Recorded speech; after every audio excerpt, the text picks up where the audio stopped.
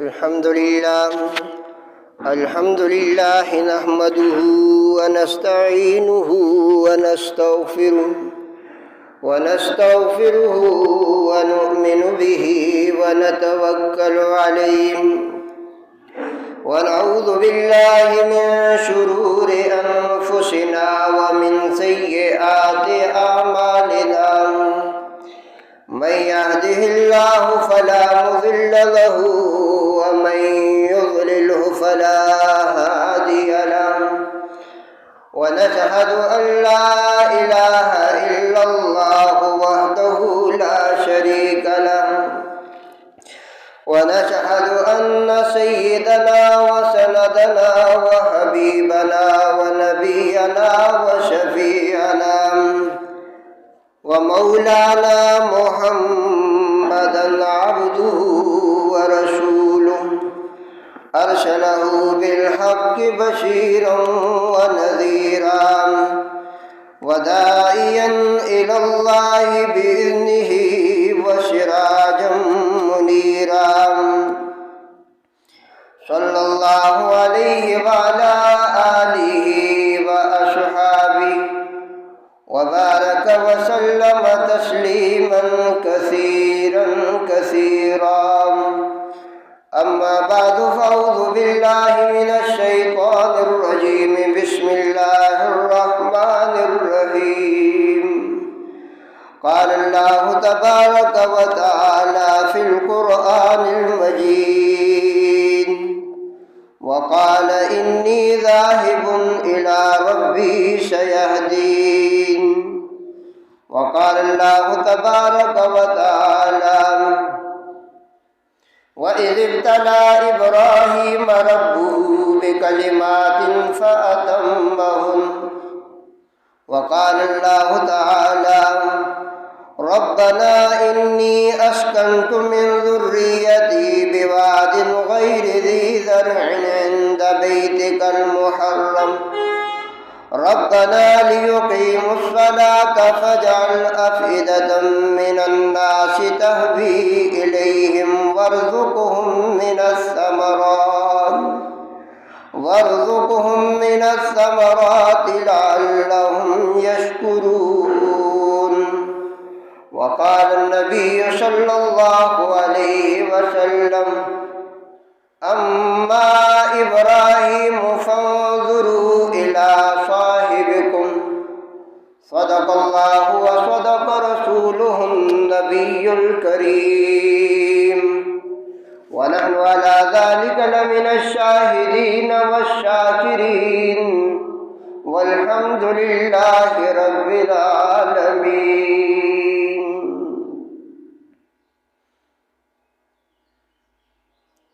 یا الہی گر کرم تو کرے یا الہی گر کرم تو کرے وہ بات دے زباں کو جو دل پہ اثر کرے یا الہی تو ہمیں عامل قرآن کر دے نئے سرے سے مسلمان کو مسلمان کر دے وہ بے عمر جسے سرتاج رسول کہتے ہیں اس کی امت کو پھر تابع قرآن کر دے ان اللہ و ملائکتہ یصلون علی النبی یا ایہا الذین آمنوا صلوا علیہ وسلموا تسلیما اللہم صل علی محمد وعلی آل محمد كما صليت على إبراهيم وعلى آل إبراهيم إنك حميد مجيد اللهم بارك على محمد وعلى آل محمد كما باركت على إبراهيم وعلى آل إبراهيم إنك حميد مجيد. محترم واجب الاحترام قابل صد تکریم برادران اسلام، محترم دوستوں اور بزرگوں، خالق ارض و سما کا فضل و احسان ہوا، اس ذات نے صحت و عافیت کے ساتھ اور ایمان کی دولت کے ساتھ جمعہ کا یہ مبارک دن نصیب فرمایا اور ایک اہم فریضہ کی ادائیگی کا موقع عطا کیا۔ یہ محض اس ذات کا فضل و احسان ہے۔ سعادت مند ہیں وہ لوگ جن کے صبح و شام اچھے اعمال میں گزرتے ہیں، بد نصیب ہیں وہ لوگ جن کے صبح و شام اللہ کی نافرمانی اور غفلت میں گزرتے ہیں۔ اللہ سے دعا فرمائیں کہ اللہ ہمیں زندگی کے ان لمحات کو ان اعمال میں گزارنے کی توفیق عطا فرمائے جن اعمال کی برکت سے ہمارا قبر و حشر سنور جائے۔ میرے دوستوں اور بزرگوں، دنیا میں ایسی بڑی بڑی عظیم شخصیات آئی جنہوں نے اللہ کے حکم پر اپنا سب کچھ قربان کیا، اور ان پہ جب بھی امتحان آئے، آزمائشیں آئی، وہ امتحان و آزمائشوں میں رب سے بے وفائی نہیں کی، رب سے وفاداری کی۔ ہر امتحان و آزمائش میں وہ ثابت قدم رہے اور اللہ کے ہر حکم پر، اللہ کے فیصلے پر وہ راضی رہے، اور ان کے صبر اور استقامت پر اللہ نے انہیں دنیا اور آخرت میں بڑے بڑے انعامات سے نوازا۔ انہی عظیم ہستیوں میں حضرت ابراہیم علیہ السلام ہے کہ جن پہ بڑے بڑے امتحان آئے اور وہ ہر امتحان میں ثابت قدم رہے۔ اللہ نے ان کو دنیا کے اندر بھی تمام انسانیت کا پیشوا بنایا، اور کل قیامت کے دن بھی اللہ اسے عظیم مقام و مرتبہ عطا فرمائیں گے۔ میرے دوستوں اور بزرگوں، ان عظیم شخصیات کی زندگیاں پڑھنا سننا یہ باعث ثواب ہے، اور آدمی کے لیے اس کی زندگی کے اندر تبدیلی کا سبب بنتے ہیں۔ چونکہ اس مہینے کے اندر حج کے مہینے ہیں، ان میں ان عظیم شخصیات کی بڑی بڑی قربانیاں اور یادگاریں ہیں، تو اسی مناسبت سے گزشتہ 2-3 جمعوں سے حضرت ابراہیم علیہ السلام کا واقعہ آپ کے سامنے ذکر کیا جا رہا ہے۔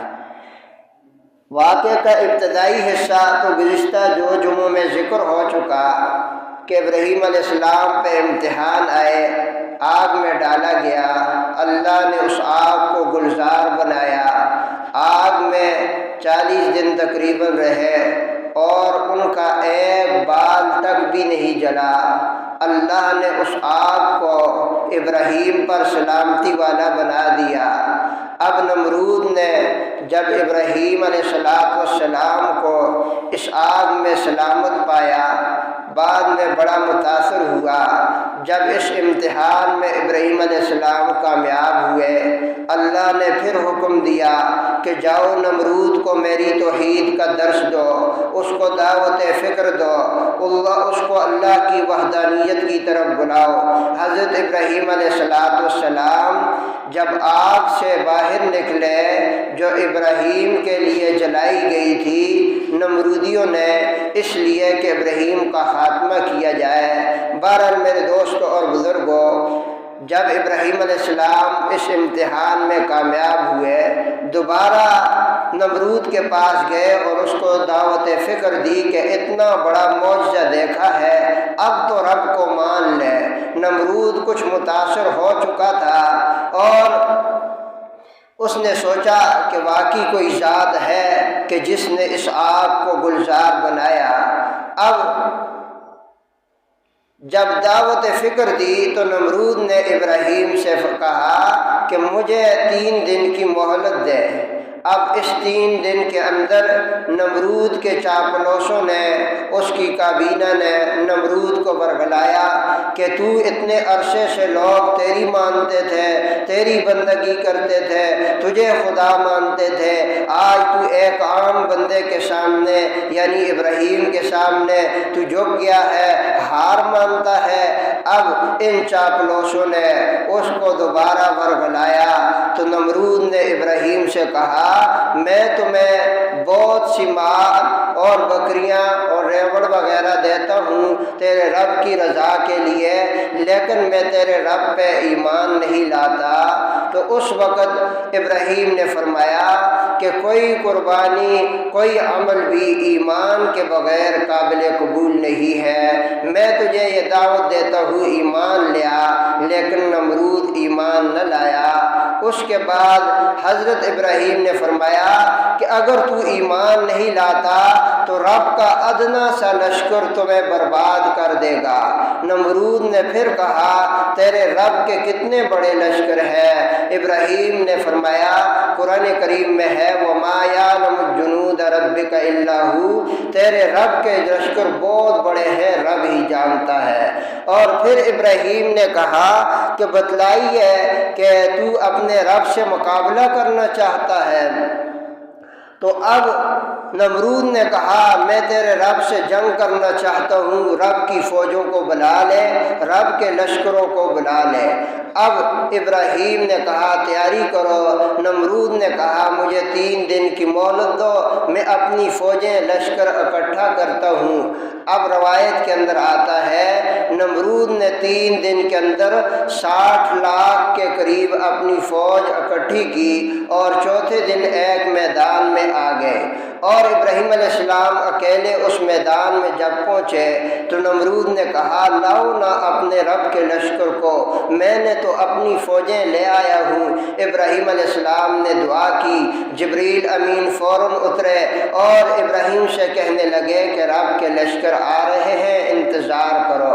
اچانک یکا یک کیا دیکھتے ہیں کہ مچھروں کا ایک جھنڈ ہے، مچھروں کی ایسی تعداد میں دیکھا کہ سورج کی روشنی زمین میں پڑنے پر رکاوٹ، یعنی اتنی زیادہ تعداد میں مچھر ظاہر ہوئے کہ سورج کی شعاعیں زمین پہ پڑنے میں رکاوٹ بن رہے تھے۔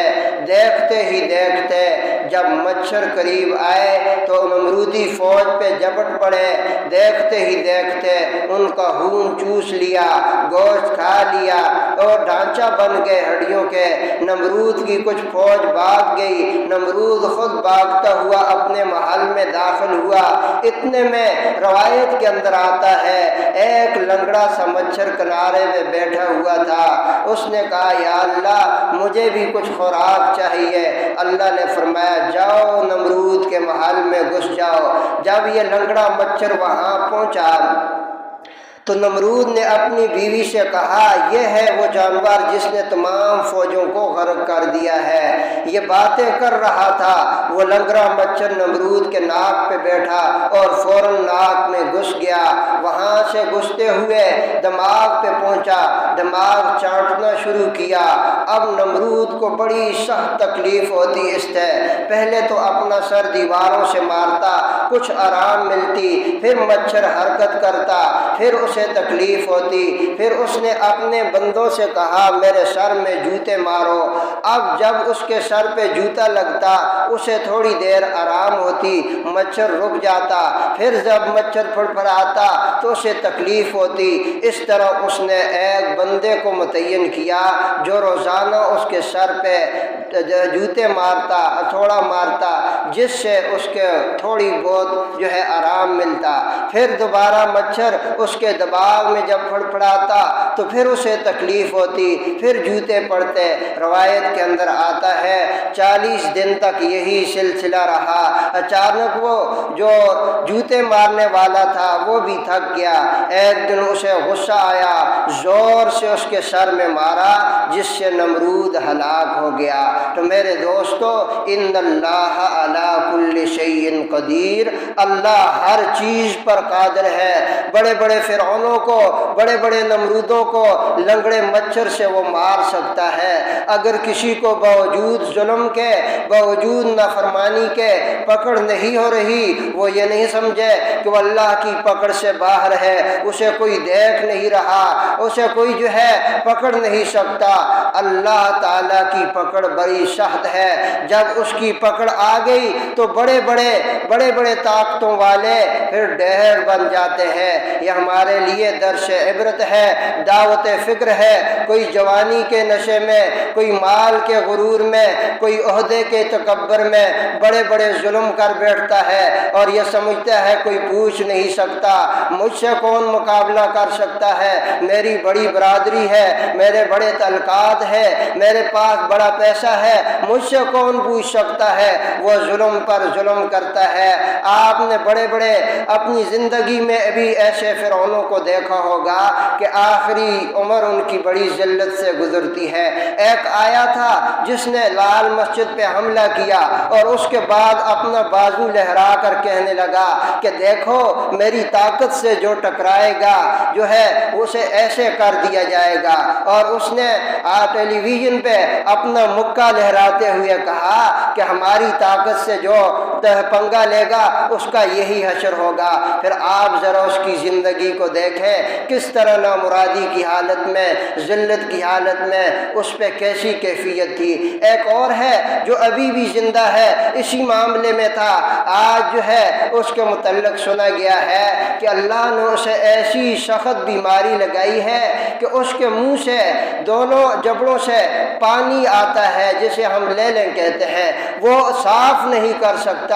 اب سنا ہے کہ وہ لندن میں اس نے ایک ملازم رکھا ہے اور اس کے بیٹے بیٹیاں سب اس سے باغی ہو کر بھاگ گئے ہیں, اور وہ اس لیلیں جب منہ سے پانی بگتا ہے ایک ملازم, یہی لال مسجد کا مرکزی کردار جسے شوکت عزیز بھی کہا جاتا ہے, سنا ہے اس کی بھی یہی حالت. میرے دوستو, انک علی کل شیء قدیر. کبھی اپنی جوانی کے نشے میں مست ہو کر, دولت کے غرور میں, تکبر میں آ کر رب سے پنگا نہ لینا, کہیں برباد نہ ہو جائیں.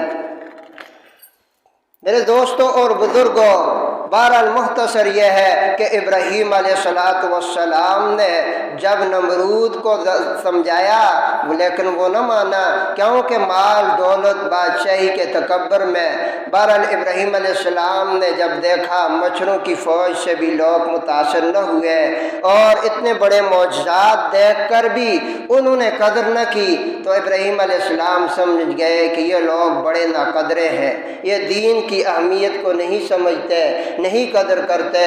تو ابراہیم علیہ السلام نے فرمایا وقال انی ذاہب الی ربی سیہدین. یہ قرآن کریم کی آیت ہے. ابراہیم علیہ السلام نے فرمایا کہ میں یہاں سے جاتا ہوں, میرا رب مجھ کو راہ دکھلائے گا, میری رہنمائی کرے گا. آپ علیہ السلام اپنے بانجے حضرت لوط کو ساتھ لے کر شام کی طرف آپ نے ہجرت کی. تفسیر عزیزی میں ہے کہ آپ جب وہاں سے ہجرت کی تو راستے میں ایک مقام پر آپ کے چچا ہاران تھے, جس کا تذکرہ گزشتہ جمعہ میں ہوا کہ یہ بھی بڑے مالدار بندے تھے, لیکن تھے یہ بھی غیر مسلم, کافر, بت پرست. تو انہوں نے اپنی بیٹی ابراہیم علیہ السلام کے نکاح میں دی, بی بی سارہ, اس غرض سے کہ ابراہیم کو اس کے دین سے پھیر دیا جائے. ابراہیم علیہ السلام کچھ عرصہ وہاں رہے تو دیکھا یہ بندہ ابراہیم علیہ السلام کے دین میں رکاوٹ بن رہا ہے, تو ابراہیم علیہ السلام وہاں سے بھی آپ ہجرت کر گئے. اور وہاں سے جب اب گئے تو شام کے راستے میں ایک اور مقام تھا, وہاں بھی ایک ظالم بادشاہ تھا. آپ فلسطین کے غربی اطراف کی طرف جا رہے تھے تو کنعانیوں کے زیر اقتدار ایک علاقہ تھا, وہاں کا جو گورنر بادشاہ تھا وہ بڑا ظالم تھا, اور اس کی یہ عادت تھی کہ کسی باہر کے آئے ہوئے بندے کے ساتھ کوئی عورت ہوتی تو اس سے چھین لیتا تھا. اگر اس کی بیوی ہوتی تو شوہر کو قتل کر کے اس عورت کو چھین لیتا. اگر اس آدمی کے ساتھ جو عورت ہے اس کی بہن یا ماں ہے تو اس بندے کو راضی کر کے اس کی بہن اور ماں کو چھین لیتا. بہرحال ابراہیم علیہ السلام نے, ایک روایت میں ہے کہ انہوں نے سوچا کہ چونکہ ہر کلمہ گو آپس میں بھائی ہوتا ہے، تو ابراہیم علیہ السلام جب وہاں سے گزرے اس سرحد سے، بادشاہ نے روک دیا اور کہا یہ کون ہے؟ بی بی سارہ کے متعلق کہا۔ ابراہیم علیہ السلام نے یہ فرمایا یہ میری بہن ہے، یعنی وہ ابراہیم علیہ السلام کی بیوی تھی، لیکن چونکہ دینی اعتبار سے ہر مسلمان مرد عورت مذہبی اعتبار سے اپنے بہن بھائی ہوتے ہیں، جیسے انما المؤمنون اخوہ قرآن کریم میں ہے ہر کلمہ، اس اعتبار سے ابراہیم علیہ السلام نے، تاکہ جھوٹ بھی نہ ہو اور اس ظالم سے بچ جائے، اس کو عربی میں توریہ کہا جاتا ہے، یعنی ایسا الفاظ جو ذو معنی ہو، دو معنی ہو۔ تو ابراہیم علیہ السلام نے کہا یہ میری بہن ہے، لیکن بی بی سارہ جو ہے اللہ نے اسے بادشاہ زادی تھی، تو بادشاہ نے اس بات پہ بھی، وہ ظالم بادشاہ نے کہا نہ چھوڑا اور بی بی سارہ کو روک لیا۔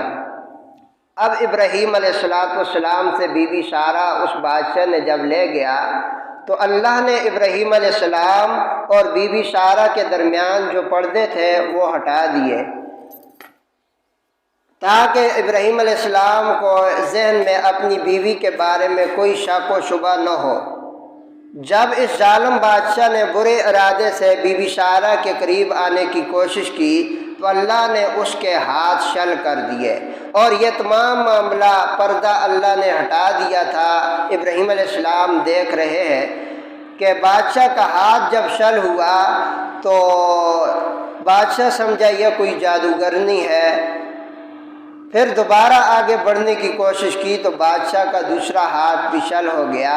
بی بی سارہ سے کہنے لگا کہ میرے لیے دعا کرو، میں توبہ تائب ہوتا ہوں۔ بی بی سارہ نے دعا کی، وہ ٹھیک ہو گیا۔ پھر دوبارہ اس نے برے ارادے سے آگے بڑھنے کی کوشش کی تو پھر اس کے ہاتھ پاؤں شل ہو گئے، غرض کے 3 مرتبہ۔ اب یہ ظالم بادشاہ سمجھ گیا کہ یہ جادوگرنی نہیں، یہ کوئی اللہ کی نیک بندی ہے۔ توبہ طائب ہو کر اس بادشاہ نے اپنی بیٹی، جس کا نام ہاجرہ تھا، جو اسماعیل علیہ السلام کی بعد میں والدہ ہوئی، بی بی ہاجرہ کو بی بی سارہ کی خدمت کے لیے پیش کیا، اور بہت سی بکریاں، ریوڑ وغیرہ بھی ابراہیم علیہ السلام کو دیا کہ مجھے معاف کرنا، میں برے ارادہ کر رہا تھا لیکن مجھے نہیں خبر تھی۔ بہرحال بی بی ہاجرہ کے متعلق بادشاہ نے کہا کہ یہ میری بیٹی ہے، بادشاہ زادی ہے، اس سے بہتر ہے کہ یہ کسی کی ملکہ بنے۔ فرمایا اس سے بہتر یہ کسی نیک شخص کی، نیک جو ہے عورت کی خدمت کرے، اس کی لونڈی نوکرانی بنے۔ فرمایا ملکہ بننے سے یہ بہتر ہے کہ میری یہ بیٹی بی بی سارہ کی خدمت کرے۔ چنانچہ بی بی ہاجرہ، اس بادشاہ نے اپنی اس بی بی ہاجرہ بیٹی کو سارہ کی خدمت میں دے دیا، اور حضرت سارہ نے بی بی ہاجرہ کا نکاح حضرت ابراہیم علیہ السلام سے کر دیا۔ یہاں سے حضرت ابراہیم علیہ السلام فلسطین کی طرف آپ نے ہجرت کی، اور اس وقت بی بی سارہ کی عمر جب یہ واقعہ پیش آیا 17 سال تھی۔ بہرحال مختصر خلاصتاً یہ ہے کہ حضرت ابراہیم علیہ السلام یہاں سے فلسطین کی طرف چلے گئے کہ وہاں کے لوگوں کو اللہ کی توحید کی طرف بلایا جائے، دعوت فکر دی جائے، کفر بت پرستی سے باز رکھا جائے۔ وہاں کے لوگ قدردان تھے۔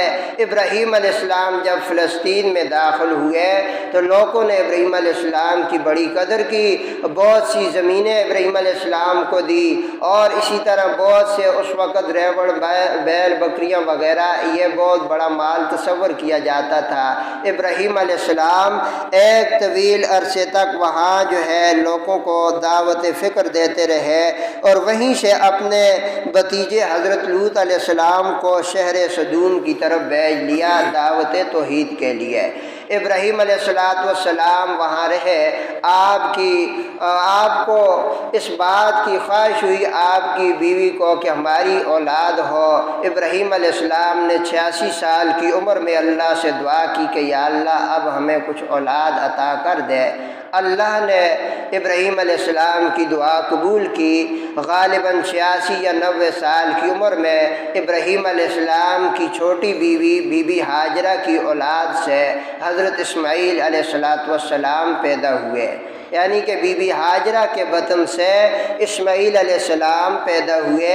بی بی سارہ بڑی بیوی تھی اور بی بی ہاجرہ چھوٹی بیوی، یہ وہ بادشاہ کی ہی بیٹی تھی جس نے بی بی سارہ کی خدمت کے لیے دیا تھا بی بی ہاجرہ کو۔ مختصر یہ ہے کہ حضرت اسماعیل علیہ السلام پیدا ہوئے، بڑے ہوئے، کچھ عرصہ کے بعد ایک اور بڑا امتحان حضرت ابراہیم علیہ السلام پر آیا، اور وہ امتحان بھی بہت بڑا امتحان تھا کہ بڑھاپے میں ایک بیٹا ملا اور یہ حکم ہوا کہ اب اس بیٹے کو فلاں ویلان جگہ پر، بیابان جگہ پر اس کو اور اس کی ماں کو چھوڑ کر آ جاؤ۔ حضرت ابراہیم علیہ السلام چونکہ اللہ کی محبت میں ہر قربانی دینے کے لیے تیار تھے۔ جب بندے کے دل میں اللہ کی محبت آ جائے پھر فرمایا کہ وہ نہ مال دولت کسی چیز کو اہمیت نہیں دیتا، اپنی جان تک بھی اللہ کے لیے قربان کرنے کے لیے تیار ہو جاتا ہے۔ بہرحال ابراہیم علیہ السلام بی بی ہاجرہ اور حضرت اسماعیل علیہ السلام جو ابھی چند ہی سالوں کے تھے لے کر وہاں یعنی مکہ مکرمہ جہاں آج کعبۃ اللہ آباد ہے وہاں ویران جگہ تھی، وہاں لے کر چلے گئے۔ اور یہ جگہ جو تھی ایک ٹیلا نما تھی، چونکہ طوفان نوح کے بعد یہ جگہ مٹ چکی تھی، مکہ مکرمہ کعبہ کچھ بھی نہیں تھا، ایک ویران سی جگہ تھی۔ جہاں کعبہ ہے یہ جگہ تھوڑی سی ابری ہوئی تھی، لیکن یہاں ویران جاڑیاں کچھ بھی نہیں تھا۔ اب جو ہے ابراہیم علیہ السلام بی بی ہاجرہ اور بی بی سارہ کو وہاں چھوڑ کر جب واپس ہونے لگے تو بی بی ہاجرہ اور اسماعیل علیہ السلام کو وہاں چھوڑ کر واپس ہونے لگے تو بی بی ہاجرہ کی آنکھوں سے آنسو آ گئے، پوچھنے لگے کہ اس ویران جگہ پہ ہمیں کس کے حوالے کر کے جا رہے ہو؟ حضرت ابراہیم علیہ السلام خاموش رہے۔ پھر دوبارہ بی بی ہاجرہ نے پوچھا کہ یہاں ہمیں کس کے حوالے کر کے جا رہے ہو؟ یہ تو بالکل بیابان ویران جگہ ہے۔ پھر ابراہیم علیہ السلام خاموش رہے۔ پھر تیسری دفعہ خود ہی بی بی ہاجرہ نے کہا کہ کیا اللہ کا حکم ہے یہاں ہمیں چھوڑ کر جا رہے ہو؟ ابراہیم علیہ السلام نے فرمایا اللہ کا ہی حکم ہے، اس لیے میں یہاں چھوڑ کر جا رہا ہوں۔ بی بی ہاجرہ نے فرمایا کہ اگر اللہ کا حکم ہے تو پھر اللہ ہمیں ضائع نہیں کرے گا۔ حسبی اللہ و نعم الوکیل پڑھا اور حضرت ابراہیم علیہ السلام ان کو وہاں ایک درخت تھا جہاں کعبۃ اللہ ہے اس کے نیچے چھوڑ کر واپس آ گئے۔ جب وہاں سے آنکھوں سے جو ہے اوجھل ہو گئے، اب ابراہیم علیہ السلام کو بی بی ہاجرہ اسماعیل دکھائی نہیں دے رہے، ایک پہاڑی کے پیچھے کھڑے ہو کر ابراہیم علیہ السلام نے یہ دعا پڑھی، ربنا انی اسکنت من ذریتی بواد غیر ذی زرع عند بیتک المحرم ربنا لیقیموا الصلاة فاجعل افئدة من الناس تہوی الیہم وارزقہم من الثمرات لعلہم یشکرون۔ یہ سورہ ابراہیم کی آیت ہے۔ ابراہیم علیہ السلام نے وہاں یہ دعا کی کہ اے ہمارے پروردگار، میں اپنی اولاد کو یہاں چھوڑ کر جا رہا ہوں جہاں نہ کھیتی ہے، کچھ چیز نہیں ہے، تیرے عزت والے گھر کے پاس، اے ہمارے پروردگار اس لیے یہاں بسا رہا ہوں تاکہ تیری عبادت کریں اور لوگوں کے دل ان کی طرف مائل کر دے، اور اے ہمارے پروردگار ان کو ہر قسم کا سامان پہنچا دے تاکہ یہ تیرے شکر گزار بنے۔ تو ابراہیم علیہ السلام بی بی ہاجرہ کو وہاں چھوڑ کر جب چلے گئے تو وقتاً فوقتاً آپ جو ہے چونکہ فلسطین میں تھے اور یہ مکہ مکرمہ میں، تو وہاں ابراہیم علیہ السلام آتے جاتے خبر لیتے۔ بی بی ہاجرہ وہاں ہی آباد تھی۔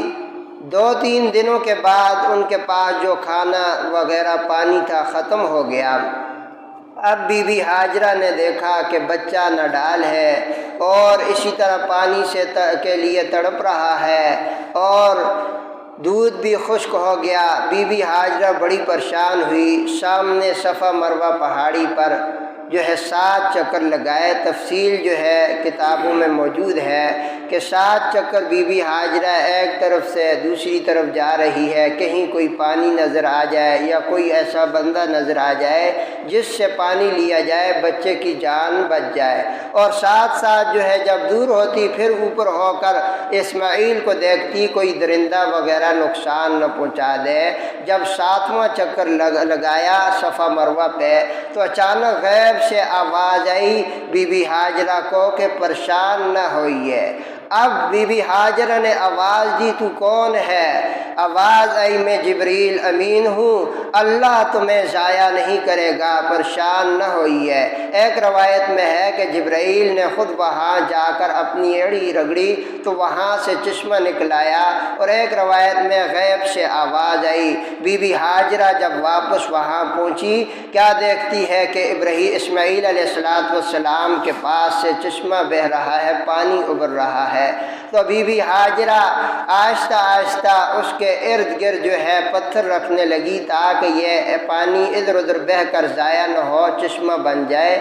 حضور علیہ السلام نے فرمایا کہ اللہ بی بی حاجرہ پہ رحم فرمائے، اگر وہ اس پانی کو روکتی نہ تو پورا مکہ مکرمہ سیراب ہوتا، پوری علاقے میں یہ بہتا، یعنی ہر طرف پانی لوگوں کے فائدے کے لیے پہنچ جاتا۔ بہرحال بی بی حاجرہ نے اس پانی کے ارد گرد چھوٹے چھوٹے پتھر رکھ کر ایک چشمہ نما بنا دیا، اور وہیں پہ آپ علیہ السلام وقتاً فوقتاً آتے دیکھ بھال کے لیے۔ اسی دوران ایک قافلہ وہاں سے گزرا تو قافلے والوں کو پانی کی ضرورت پڑی۔ دیکھتے ہیں دور سے کہ پرندے اڑ رہے ہیں۔ قافلے میں سے ایک شخص نے کہا، یہاں پرندے اڑ رہے ہیں، ہو سکتا ہے یہاں پانی ہو، کیونکہ اس بات کی علامت ہے، جا کر دیکھتے ہیں۔ اب ایک شخص وہاں آیا، اس قافلے میں مرد عورتیں تھیں اور وہ تجارتی کوئی قافلہ تھا۔ روایت کے اندر آتا ہے قبیلہ بنی جرہم تھے۔ وہ وہاں ایک بندہ جا کر جب دیکھتا ہے پانی کا چشمہ ہے اور ایک بچہ اور ایک عورت وہاں بیٹھی ہوئی ہے، تو اس شخص نے پانی مانگا اور یہاں آباد ہونے کے لیے اجازت چاہی۔ بی بی حاجرہ نے فرمایا کہ اجازت اس صورت میں ہے کہ یہ پانی میری ملکیت میں ہوگی اور میرا ہی ملکیت میں تم استعمال کر سکتے ہو۔ تو اس قافلے والوں میں سے شخص نے کہا، ہمیں یہ شرط منظور ہے۔ چنانچہ واپس آئے اور باقی قافلہ بھی وہاں آ کر آباد ہو گیا اور ایک چھوٹا سا گاؤں بن گیا۔ آہستہ آہستہ یہ آباد ہو گیا، جسے آج مکہ مکرمہ بیت اللہ شریف کہا جاتا ہے۔ اور انہی لوگوں سے حضرت اسماعیل علیہ السلام نے عربی سیکھی اور انہی قبیلہ جرہم سے حضرت اسماعیل علیہ السلام کی شادی ہوئی۔ بہرحال ابراہیم علیہ السلام وقتاً فوقتاً دیکھ بھال کے لیے آتے رہتے تھے، اور پھر اس کے بعد کعبۃ اللہ کی تعمیر کا سلسلہ، اس کی تفصیل انشاءاللہ آئندہ ذکر کی جائے گی۔ مختصر یہ ہے کہ اب ابراہیم علیہ السلام پر اس کے علاوہ اور بھی بڑے امتحان آئے، یہ خلاصتاً ذکر کیے جاتے ہیں وقت کی قلت کے پیش نظر۔ باقی ہم میں سے ہر شخص کو چاہیے کہ انبیاء علیہ السلام کی زندگیوں کو پڑھے، اس سے ہماری زندگیوں کے اوپر بڑا اثر آئے گا اور اس سے ہمارے ایمان و عمل میں بڑا اثر پڑے گا اور ہمارے اندر اللہ کی وحدانیت، اللہ کی محبت ہمارے دلوں کے اندر جگہ بنائے گی۔ چونکہ آج ہم مغربی زندگی سے متاثر ہیں، انہی لوگوں کو پڑھتے ہیں، دیکھتے ہیں، راتوں کو موبائلوں میں مرد و زن انہی کو دیکھتے ہیں، دل کو پھر انہی کی کٹنگ کے لباس اور بال پھر انہی کے انداز میں ہمارے ہونٹ ہلتے ہیں، وہی انداز میں باتیں ہوتی ہے، کیونکہ صبح و شام انہی کو دیکھتے ہیں، انہی کو پڑھتے ہیں، انہی کو سنتے ہیں، کہتے ہیں بڑی ترقی کر گئے۔ ترقی اسے نہیں کہا جاتا کہ بندہ ننگا ہو جائے، اپنا لباس چھوڑ دے، اپنا دین چھوڑ دے۔ ہم ترقی اس کو کہتے ہیں کہ جس بندے نے اپنے کپڑے اتار دیے، ہم کہتے ہیں یہ بندہ پی ایچ ڈی ہے، بڑا پڑھا ہوا ہے، آکسفورڈ یونیورسٹی سے پڑھ کے آیا ہے۔ میرے دوستو، ترقی اس کو نہیں کہتے۔ قرآن کریم میں ہے یا بنی آدم قد انزلنا علیکم لباسا یواری سوآتکم وریشا، کہ اے اولاد آدم، ہم نے تمہیں تمہاری شرمگاہوں کو چھپانے کے لیے لباس اتارا ہے۔ یہ 8ویں پارے کی آیت ہے۔ تو بنی آدم اسے کہا جاتا ہے جو اپنی شرمگاہ کو جو ہے اس کی حفاظت کرے اور اس کے اوپر جو ہے لباس ہو۔ اور ہمارا لباس ایسا ہوتا ہے کہ ہمارے بدن کے ہر عضو صاف، چاہے مرد ہے یا عورت ہے، سارے عضو دکھائی دیتے ہیں جس لباس میں ہوں۔ تو قرآن کریم تو کہتا ہے یا بنی آدم، اے اولاد آدم، قد انزلنا علیکم لباسا یواری سوآتکم وریشا، یہ جو لباس ہم نے اتارا ہے اس لیے تاکہ تمہارے پردے کی جگہ کو چھپایا جائے۔ بہرحال میرے دوستوں اور بزرگوں، انبیاء کی زندگیوں کو پڑھیے، قرآن کریم کے قریب آئیے۔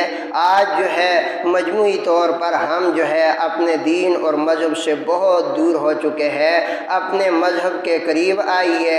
قرآن کریم میں ہے وَلَا تَهِنُوا وَلَا تَحْزَنُوا وَأَنْتُمُ الْأَعْلَوْنَ، اگر تم غلبہ چاہتے ہو، ترقی چاہتے ہو تو فرمایا ترقی تمہارے ہی لیے ہے اے امت مسلمہ، شرط یہ ہے کہ ان کنتم مؤمنین، اگر تم ایمان کے حالت میں ہو، تمہارے ایمان کی پختگی درست ہو، تمہارے دلوں میں قرآن و سنت کی عظمت و اہمیت ہو، تو غلبہ تمہارے ہی لیے ہے۔ اللہ نے امت مسلمہ کو مغلوب ہونے کے لیے نہیں، غالب ہونے کے لیے بھیجا ہے۔ تو بہرحال میرے دوستوں اور بزرگوں، ابراہیم علیہ السلام نے اپنے بیٹے اسماعیل کو وہاں آباد کیا، اور اس کے کچھ عرصے بعد اللہ نے حکم دیا کہ یہاں کعبہ کو تعمیر کیا جائے، کیونکہ وہاں ایک ویران جگہ تھی۔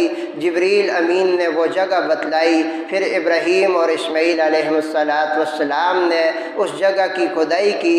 جب بنیادیں واضح ہو گئی تو وہاں کعبۃ اللہ تعمیر کیا گیا۔ مزید تفصیل آئندہ ذکر کی جائے گی۔ اللہ تعالی ہمیں صحیح معنوں میں مسلمان بننے کی توفیق عطا فرمائے۔ سنتیں ادا۔